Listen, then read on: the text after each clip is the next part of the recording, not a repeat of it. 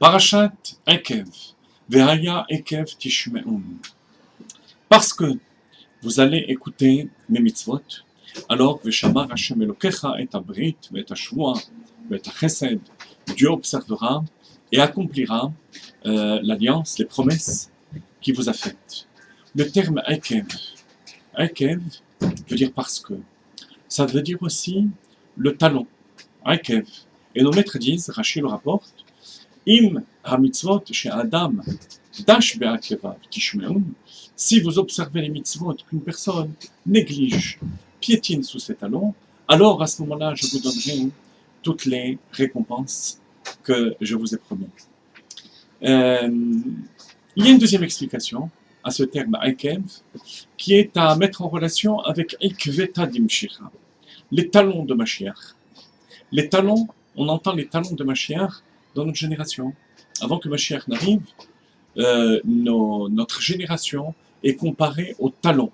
C'est comme si le peuple juif, durant toute son histoire, était représenté par un corps. Les premières générations étaient du niveau de la tête, ensuite du cœur, ensuite des membres, et tout à la fin, du talon. Et nos générations sont les générations du talon, qu'on appelle Ikveta Dimshira. Il y a une relation entre les deux explications. Mais prenons d'abord chaque explication séparément. Lorsque notre engagement au niveau des mitzvot est total, on ne fait pas les mitzvot uniquement parce qu'on a envie de les faire. On a envie, on a une chayut, un ta'anoug, un plaisir à les faire. Mais parce qu'on est soumis à Kadosh Baruch Hu. Ekev tishmeun. Alors à ce moment-là, il n'y a plus de différence entre les mitzvot qui nous paraissent importantes, qui sont du niveau de la tête, et celles qui sont du niveau du talon, celles qui nous paraissent négligeables.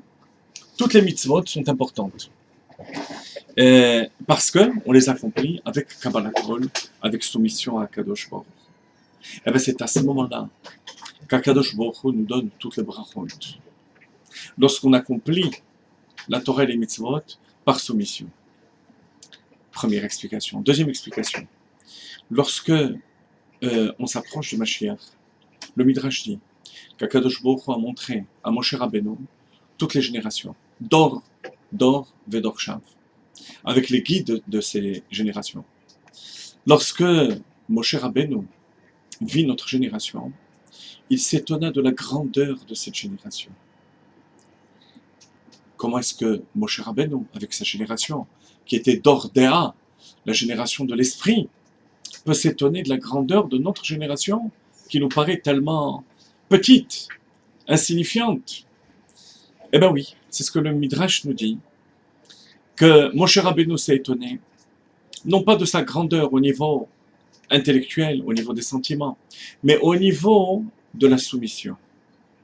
Tellement loin du don de la Torah, des miracles qu'Akadosh Baruch Hu a accompli à son peuple. Et être capable, malgré tout, d'accomplir Torah et Mitzvot avec le talent, avec la soumission à Akadosh Baruch Hu. Alors vous voyez, ça c'est la deuxième explication. Les deux explications de Ekev sont reliées.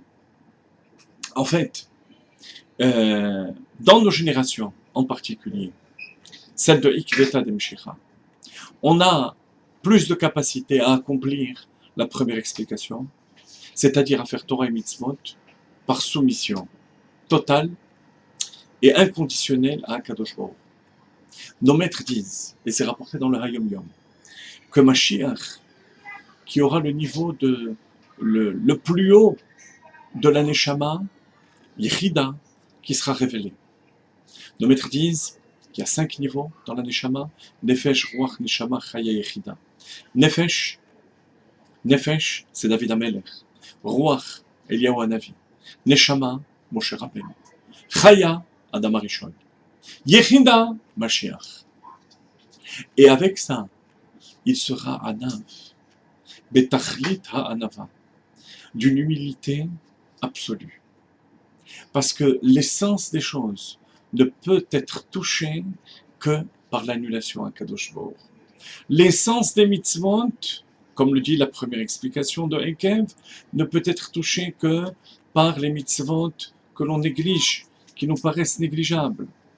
Mais c'est avec ce Kabbalat Ol qu'on touche l'essence des mitzvot qui font que les brachot arrivent en abondance. Et dans la deuxième explication, c'est par le Enkev, la soumission à Kadosh Baruch Hu, qu'on devient le talon de Mashiach et qu'on prépare le monde à la venue de Mashiach.